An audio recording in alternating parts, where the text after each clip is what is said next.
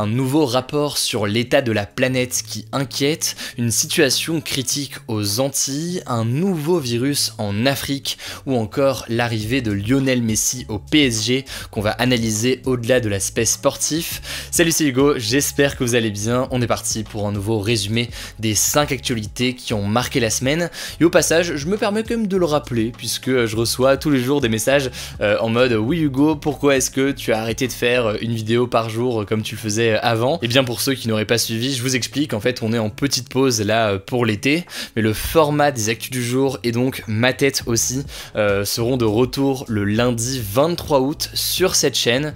Et donc voilà, ça fait super plaisir, j'ai très hâte de reprendre pour suivre l'actualité chaque soir avec vous directement sur cette chaîne YouTube.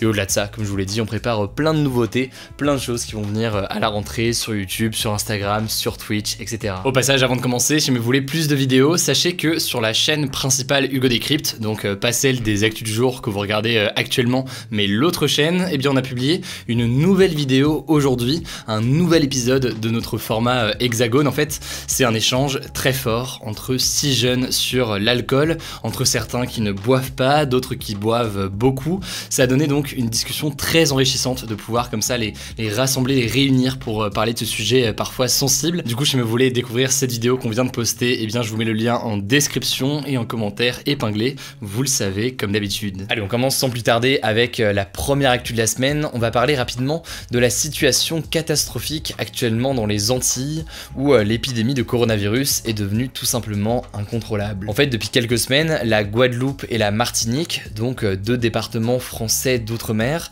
doivent faire face à l'arrivée du variant Delta sur leur territoire. Un variant Delta qui se propage quand même très rapidement et qui est, vous commencez à le savoir, plus contagieux que les autres formes du virus. Alors la conséquence de cette hausse des cas, c'est quoi? Eh bien les hôpitaux antillais sont complètement saturés, quasiment 100% des lits de réanimation sont occupés en Guadeloupe et en Martinique, et du coup en début de semaine, 270 soignants et 60 pompiers de métropole ont été envoyés en renfort dans les Antilles, et au-delà de ça, il y a des évacuations de malades vers Paris qui permettent de libérer comme ça au compte-gouttes et au fur et à mesure quelques lits pour faire face à l'afflux de patients qui sont dans des situations urgentes. Alors résultat, pour faire face à cette situation, la Guadeloupe et la Martinique ont été reconfinées pour les 3 prochaines semaines, et concrètement ça veut dire que jusqu'au 31 août, les restaurants, bars, commerces, locations de vacances ou encore plages sont fermés. Les déplacements sont aussi interdits au-delà d'un rayon d'1 kilomètre autour du domicile, et pour ce qui est des touristes qui étaient présents sur le territoire, eh bien ils ont été invités à quitter les 2 îles. Mais alors comment expliquer cette situation?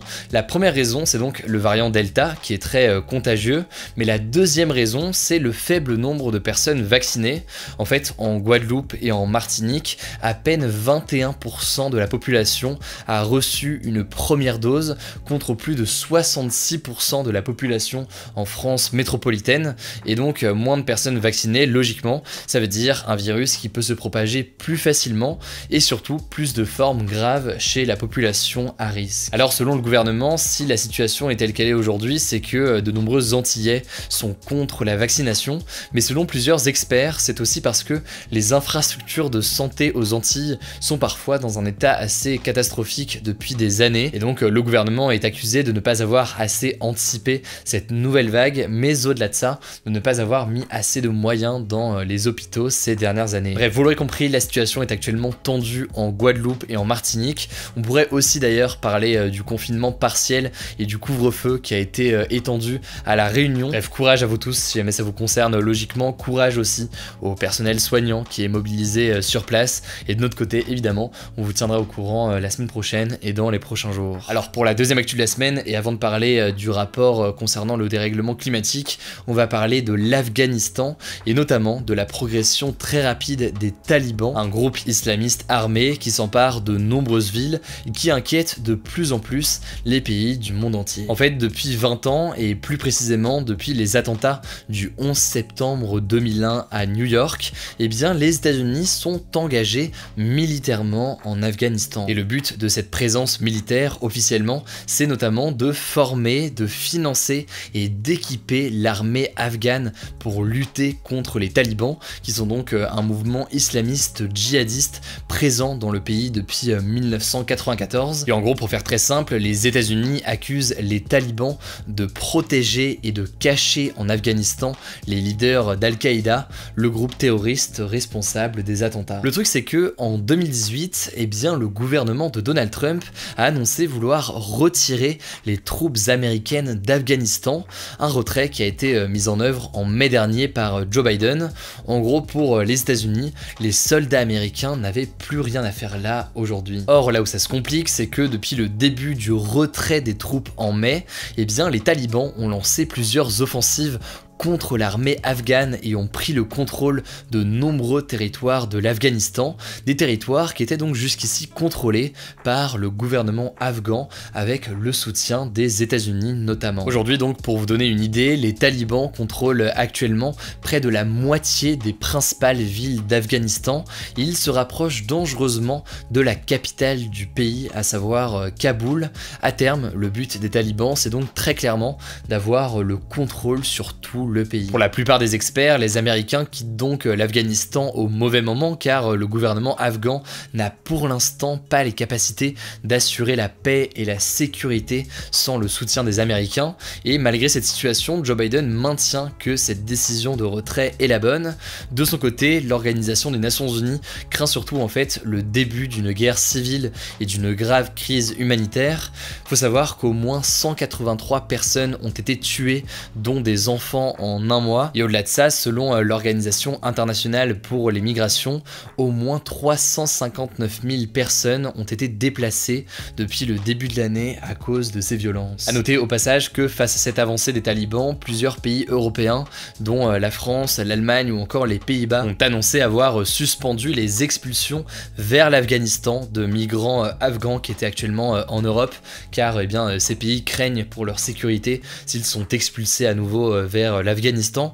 On verra donc ce qu'il en est de tout ça dans les prochaines semaines. En tout cas, ça me semblait assez essentiel de vous parler de ce sujet aujourd'hui. La troisième actu de la semaine, c'est probablement l'actualité majeure cette semaine. Vous en avez sûrement entendu parler. C'est le rapport très inquiétant du GIEC, un organisme en fait de l'Organisation des Nations Unies qui travaille sur le climat. En fait, le GIEC a publié la première partie de son 6e rapport sur le dérèglement climatique et pour la première fois, il pointe directement du doigt la responsabilité des hommes dans le dérèglement climatique. Alors que dit concrètement le rapport? Logiquement c'est un sujet qui est complexe, mais la première chose à retenir c'est que les émissions de CO2, qui sont donc polluants et responsables du dérèglement climatique, n'ont pas baissé depuis 1990. Les auteurs du rapport ont calculé en fait qu'à cause des émissions de gaz à effet de serre, la température moyenne de la planète a déjà augmenté de 1,1 degré par rapport à 1850, et pire encore, le réchauffement de la Terre pourrait atteindre 1,5 degré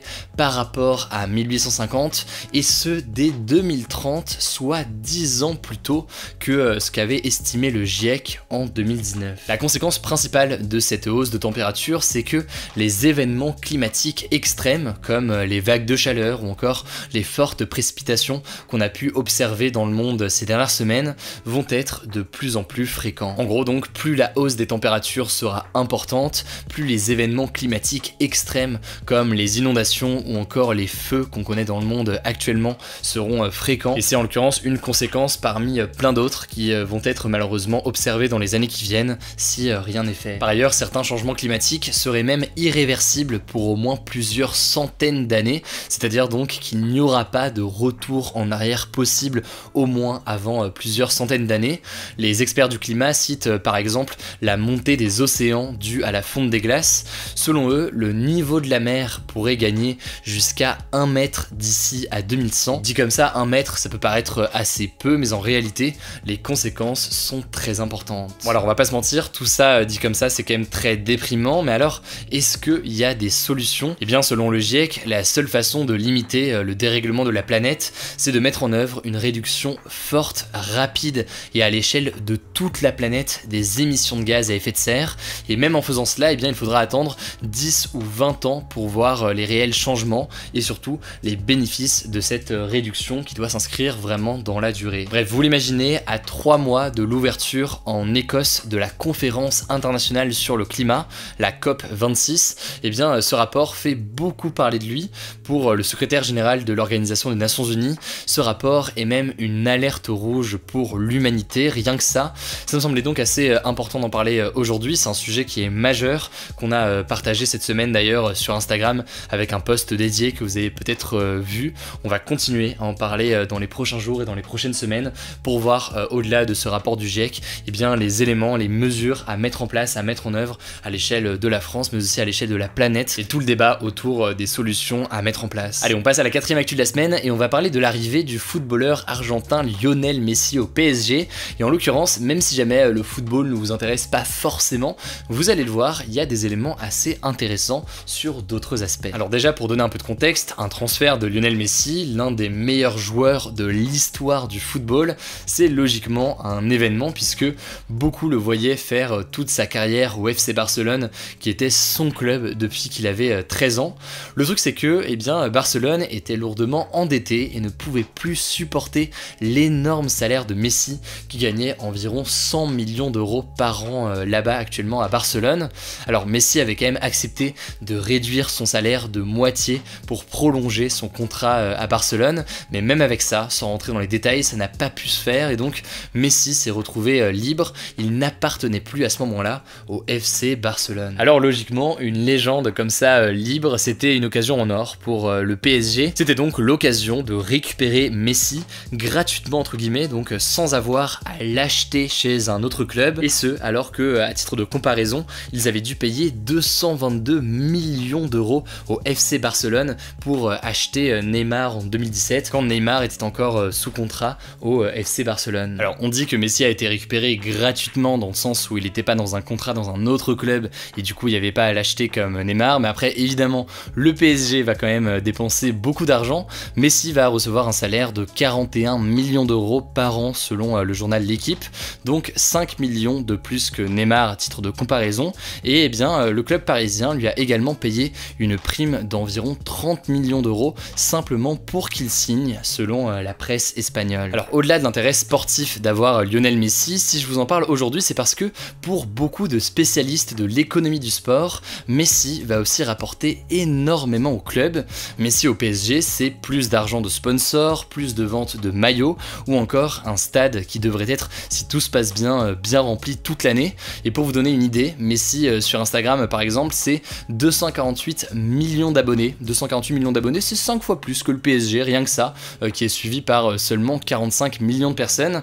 C'est donc énorme d'avoir un tel joueur au sein de son club pour l'image de marque, mais aussi plus largement d'ailleurs pour le championnat de France de Ligue 1, qui devrait, si tout se passe bien et que la tendance se confirme dans les années qui viennent, gagner en exposition à l'étranger et donc obtenir ainsi sur le long terme plus d'argent, notamment grâce aux droits TV qui devraient augmenter avec des chaînes de télévision qui vont payer plus cher pour tout simplement pouvoir diffuser la Ligue 1. Au passage, cette signature de Messi, c'est aussi une victoire diplomatique pour un pays. Ce pays, c'est le Qatar, qui possède le PSG par le biais de son fonds d'investissement Qatar Sport Investment.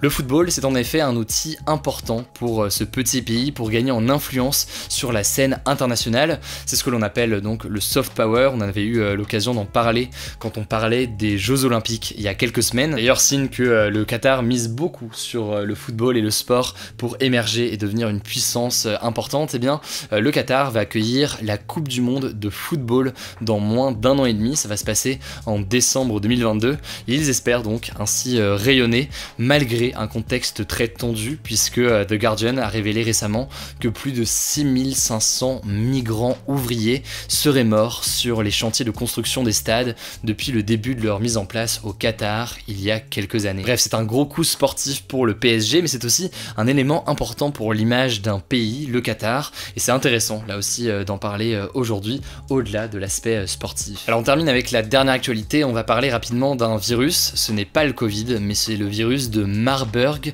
un virus qui inquiète beaucoup en ce moment en Afrique de l'Ouest. Alors le virus de Marburg, qu'est-ce que c'est? Eh bien c'est un virus mortel présent en Afrique Afrique qui a été identifié pour la première fois en 1967 par des scientifiques allemands originaires de la ville de Marburg en Allemagne, d'où ce nom donc qui a été donné au virus. Et en l'occurrence, c'est un cousin du virus d'Ebola. Il est assez dangereux puisqu'il peut se transmettre entre humains, notamment par les fluides corporels comme le sang ou les excréments, mais aussi par les animaux que l'on mange et qui peuvent être eux-mêmes contaminés. Très concrètement, les personnes atteintes par ce virus de Marburg développent des fortes fièvres, des diarrhées très sévères, des nausées ou encore des vomissements, entraînant dans un cas sur deux la mort du patient. C'est donc un taux de mortalité qui est très important.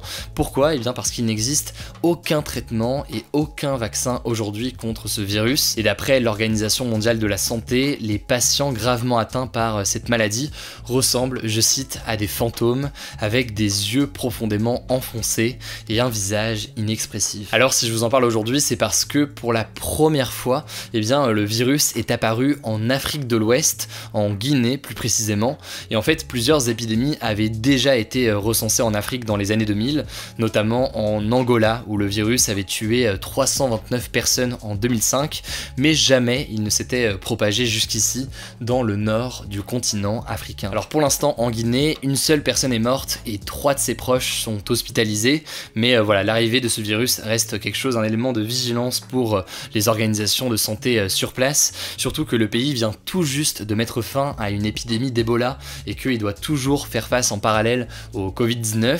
Alors pour le moment, la Guinée fait tout pour stopper le plus vite possible la propagation du virus en repérant et en isolant tous les cas contacts. Et d'ailleurs, c'est assez intéressant de comprendre que selon plusieurs experts interrogés notamment par Le Parisien, eh bien la situation devrait être a priori maîtrisée, notamment parce que les services de santé guinéens ont beaucoup appris à lutter contre les virus avec l'épidémie d'Ebola ces dernières années. Bref, inutile de s'inquiéter au sujet d'une propagation potentielle en Europe aujourd'hui, mais c'est un sujet donc qui est important pour la Guinée et l'Afrique de l'Ouest qui mérite donc d'être évoqué aujourd'hui.